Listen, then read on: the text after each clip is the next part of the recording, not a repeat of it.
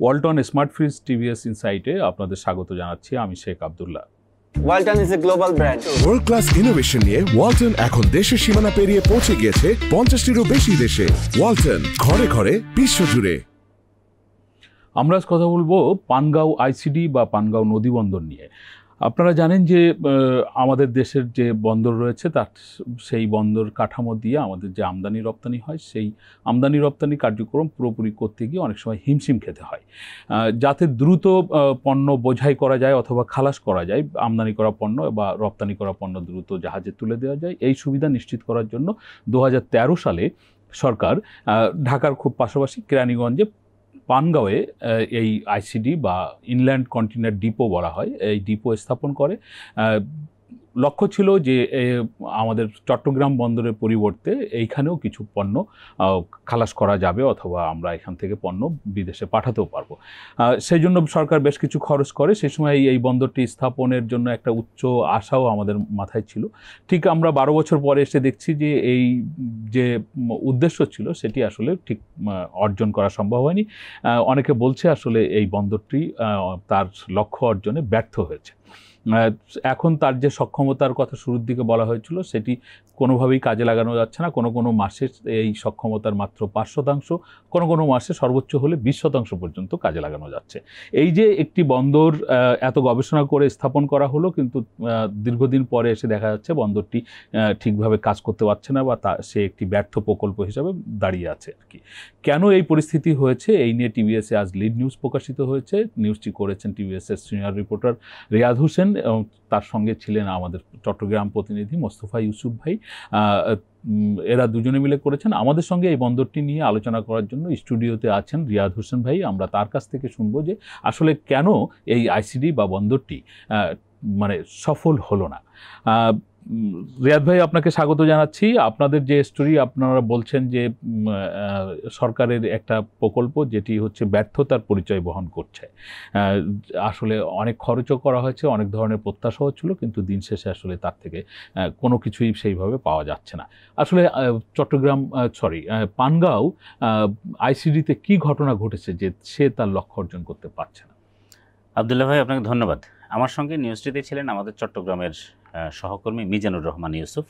তো এখানে আসলে আমরা যে বিষয়টি নিউজের মধ্যে মূলত এসেছে, দুটি বিষয়। একটি হচ্ছে কেন পানগাঁও ফেল করলো, আর একটি হচ্ছে পানগাঁওয়ের এখন এটি আবার নতুন করে প্রাণ ফিরে পাওয়ার একটা সম্ভাবনার কথা আমরা শুনছি। একটা গ্লোবাল ইনভেস্টর বাংলাদেশে তাদের আগ্রহ দেখিয়েছে বন্দরটি নিয়ে। তো পানগাঁও আসলে ফেল করলো কেন, এটার একটা মূল কারণ যদি আমরা বলি, মোটা থেকে 4টি কারণ আসলে এখানে উঠে এসেছে।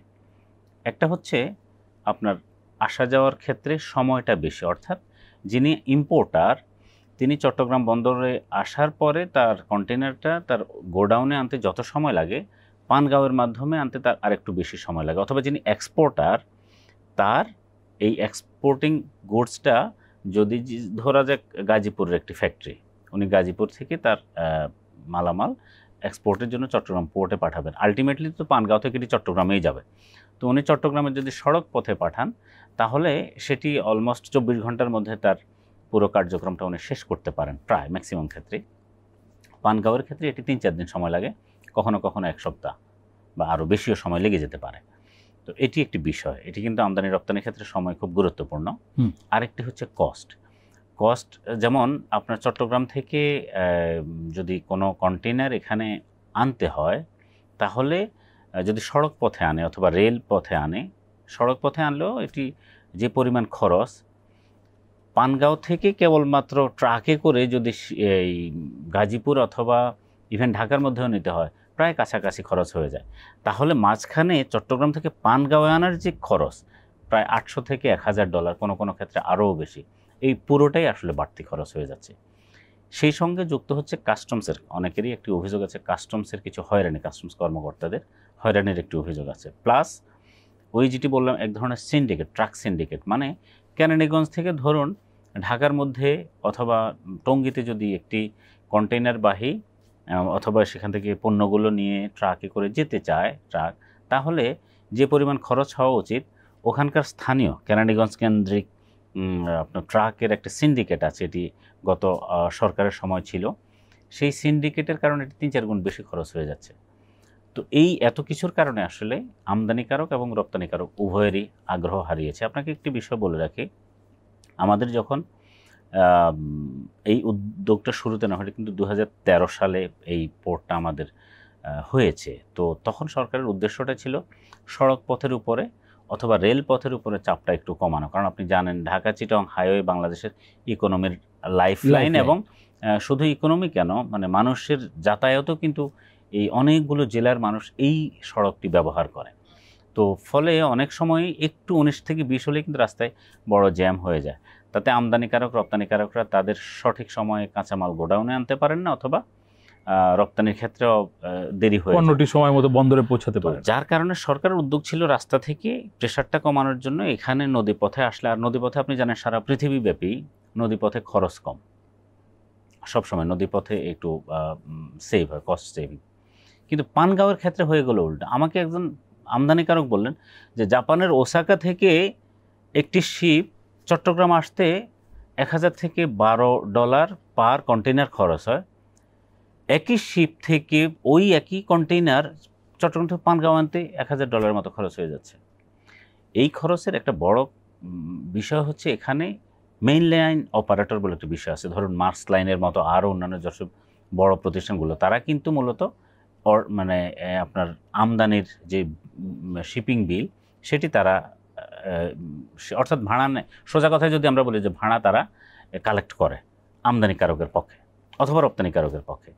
তো তারা চট্টগ্রাম বন্দরে আনার পরে এখান থেকে তারা কিন্তু আবার এখানে আপনার বার্জ অপারেটরদের মাধ্যমে, এটাকে তারা হলেজ চার্জ বলে আর কি, বার্জ অপারেটরদেরকে যে খরচটা দেয় এই খরচটা তারা দেয়।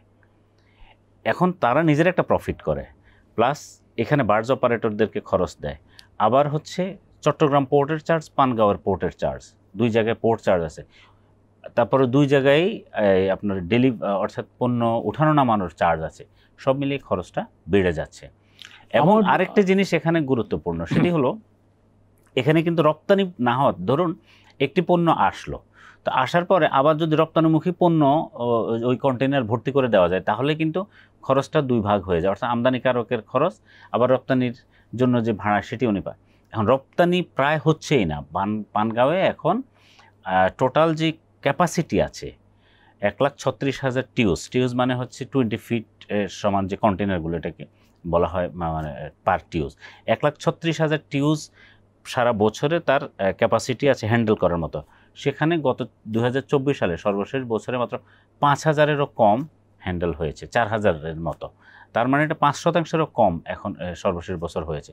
তো এর মূল একটা কারণ হলো এক্সপোর্টের, এটা যেটা হয়েছে মূলত ইম্পোর্টের পণ্যগুলোই এখন আসে, যাই আসে অল্প, এক্সপোর্টের আসলে তেমন কেউ এখন অলমোস্ট দিচ্ছে না, অর্থাৎ 100% কন্টেইনার খালি যাচ্ছে। ফলে তাহলে যিনি ইম্পোর্ট করবেন ওনার উপরে কিন্তু ভাড়াটা একটু বেশি হয়ে যাচ্ছে, যেহেতু খালি যাচ্ছে তার তো পোষাতে হবে। যিনি এখান থেকে এক্সপোর্ট মানে এই বার্জ অপারেটর যারা, তারা কিন্তু পোষাতে হলে অবশ্যই তার এই টাকাটা এখান থেকে উঠাতে হবে আমদানিকারক, না উনি তো লোকসান করে এটা অপারেট করবেন না। আমি যেটা বুঝতে চাচ্ছিলাম যে এটি আপনি বলছেন 2013 সালে চালু হয়েছে, সেই হিসাবে 12 বছর আগে চালু হয়েছে। এটি হঠাৎ করেই যে এইরকম সমস্যার মধ্যে পড়েছে বা ব্যবসায়ীরা এই বাড়তি সময়, বাড়তি খরচ, এই সব বাধার মুখে পড়েছেন তা কিন্তু না, এটা অনেক দিন ধরেই আমরা শুনে আসছি। সরকার কি কোনো উদ্যোগ নিয়েছিল যে এইটি দূর করে যাতে এখানে কম সময়ে, কম খরচে বা ন্যায্য খরচে ব্যবসায়ীরা তাদের পণ্য আনা নেওয়ার ব্যবস্থা করতে পারে? ব্যবসায়ীরা একদম শুরু থেকেই এটি নিয়ে কথা বলছেন। একদম শুরুতেই কিন্তু সরকারের পক্ষ থেকে যখন এটি চালু করা হলো 2000, আমাদের মনে আছে 2015, 16, 17 ওই সময়টাতে সরকারের পক্ষ থেকে ব্যাপক প্রচারণা হলো। প্রাইভেট যারা, বিশেষ করে সরকারের টার্গেট ছিল যারা বিশেষ করে কটন ইম্পোর্ট করে, আপনি জানেন চট্টগ্রাম বন্দর থেকে প্রায় 80% পণ্যই কিন্তু ঢাকা চিটাগং মহাসড়ক অথবা যে রেল লাইন ব্যবহার করে আনা হয়। তো সরকারের উদ্দেশ্য ছিল যে যদি কটন যারা ইম্পোর্ট করে তারা যদি সবাই এই বন্দরটাকে ব্যবহার করতে শুরু করে, সবাই বলতে একটা বড় অংশ, তারপর আরও অন্যান্য সরকারি কিছু কেনাকাটা আছে অথবা ঢাকা কাছাকাছি যাদের বিশেষ করে লৌহ যেসব কাঁচামাল এগুলোও যদি আনে, তাহলে এই বন্দরের যে সক্ষমতা সেটার কাছাকাছি ব্যবহার হবে, এবং সরকার প্রচুর প্রচারণাও চালিয়েছিল। কিন্তু এখানে এই ব্যবসায়ীরা শুরু থেকেই কিন্তু এই প্রবলেমগুলো ফেস করে আসছিলেন। শুরু থেকেই কস্ট বাড়তি ছিল, দিনে দিনে দিনে দিনে এই কস্ট বেড়ে বেড়ে এখন পার কন্টেনারের শুধু এই চট্টগ্রাম থেকে এখানে আনার খরচে $800 থেকে $1000 হয়ে গেল। এটি কিন্তু এক পক্ষ আরেক পক্ষকে দায়ী করছে। ধরুন চট্টগ্রাম পোর্ট অথরিটি যারা মূলত এটি পরিচালনার দায়িত্বে আছে, তারা সবসময় কাস্টমসকে দায়ী করছে। হ্যাঁ, তারা বলছে যে কাস্টমসের হয়রানির কারণে এটি হচ্ছে। এখানে একটি ইন্টারেস্টিং ঘটনা আছে, দেখুন। সেটি হলো এই যে কন্টেনারগুলো এখানে আসবে, খেয়াল করুন, ঢাকা থেকে চট্টগ্রাম থেকে ঢাকায় সড়ক পথে আসার যে খরচ, পানগাঁও থেকে ট্রাকে কাছাকাছি খরচ, তার মানে ওনার খরচটা এখানে সমান হয়ে যাচ্ছে। তাহলে এক্সট্রা যে নদীপথের খরচটা হচ্ছে সেটি উনি কেন পোষাবেন? সেটি দিয়েও কেন অনেকে আনছেন? অনেকে বলতে কেউ কেউ এনেছেন অতীতে। আমরা এটি কারণ খুঁজতে গিয়ে একটি ইন্টারেস্টিং ঘটনা শুনলাম। সেটি হলো যে চিটং থেকে যে দূরত্ব ঢাকার যে এক্সট্রা খরচ, আমদানিকারকরা মিস ডিক্লারেশনের যদি সুযোগ পান, তাহলে ওনারা এটি ব্যবহার করতে উৎসাহিত হবেন। মিস ডিক্লারেশন মানে ধরুন কেউ কারো 2 কন্টেনার 3 5 কন্টেনার মালামাল আসলো, এখন এটির দাম হয়তো 5 কোটি টাকা, কিন্তু উনি যদি মিস ডিক্লারেশন দিয়ে এটিকে 3 কোটি টাকায় দেখাতে পারেন, তাহলে ওনার যে পরিমাণ ট্যাক্স কম দিতে হবে সেটি ওনার ওই এক্সট্রা যে উনি খরচটা দিচ্ছেন সেটিতে ওনার অফসেট হবে, কিছুটা পোষাবে, অথবা ওনার খরচের চাইতে ওনার হয়তো কিছুটা সুবিধা থাকবে। তো একটা সময় হয়তো এই ক্ষেত্রে একটু ছাড় ছিল, কিন্তু যখন কাস্টমস অফিসাররা গিয়ে এখানে ছাড় ছিল বলতে হতে পারে দুই পক্ষের সমঝোতার ভিত্তিতে, তো সব কাস্টমস অফিসিয়াল তো আর একরকম না, কেউ কেউ গিয়ে হয়তো কড়াকড়ি শুরু করলেন, উনি আর তখন ছাড় দিলেন না। তো ছাড় না দিলে ওনার যদি না পোষে তাহলে উনি কেন আনবেন? আমাকে গতকালকে একজন ইম্পোর্টার সরাসরি বললেন যে একটা সময় সুবিধাটা ছিল, এখন দিনে দিনে সুবিধাটা কমে গেছে। যদি সুবিধা কম থাকে, মানে আমি যদি এই সুবিধাটা না পাই, সরকার তো কাউকে এই অন্যায্য সুবিধা দেবে না, ডেফিনেটলি সরকার তো এই অন্যায্য সুবিধা দেবে না। তাহলে এইটি হচ্ছে আর কি বিহাইন্ড দ্য সিন। আমি বলছি যে এই একটা সুবিধার কারণে কেউ কেউ হয়তো আনতো এই অন্যায্য সুবিধাটা নিয়ে, কিন্তু যখন এটি বন্ধ হয়ে গেল তখন এই তাদের আমদানি, উনি বললেন যে আমি কেন এখন এই বাড়তি খরচ করবো, আমার কি জন্য, আমার তো এটা কোনো। তার মানে বিষয়টা হচ্ছে এখানে আসলে মূল যে বিষয় সেটি হচ্ছে পোর্ট অথরিটি, কাস্টমস অথবা মেইন লাইন অপারেটর এবং বার্জ অপারেটর, তাদের মধ্যে এক ধরনের আপনি সমন্বয়ের অভাব বলতে পারেন, অথবা কেউই তার নিজের অংশটা ছেড়ে দিতে চায়। ধরুন কাস্টমস তার রেভিনিউ অংশটা ছেড়ে দিবে না, অফিসিয়ালি কখনোই ছাড়বে না। কোনো অফিসার যদি ছেড়ে দিয়ে নিজে ব্যক্তিগত সুবিধা নিতে চায় সেটা অন্যায়, অন্যায্য সুবিধা, সেটা ভিন্ন বিষয়। কিন্তু সরকারি রাজস্ব তো স্বাভাবিকভাবে ছেড়ে দেওয়ার কথা না, সরকার তো বলতে পারে না যে আমি রাজস্ব ছেড়ে দিব। তাহলে এখানে একটি বিষয় আছে।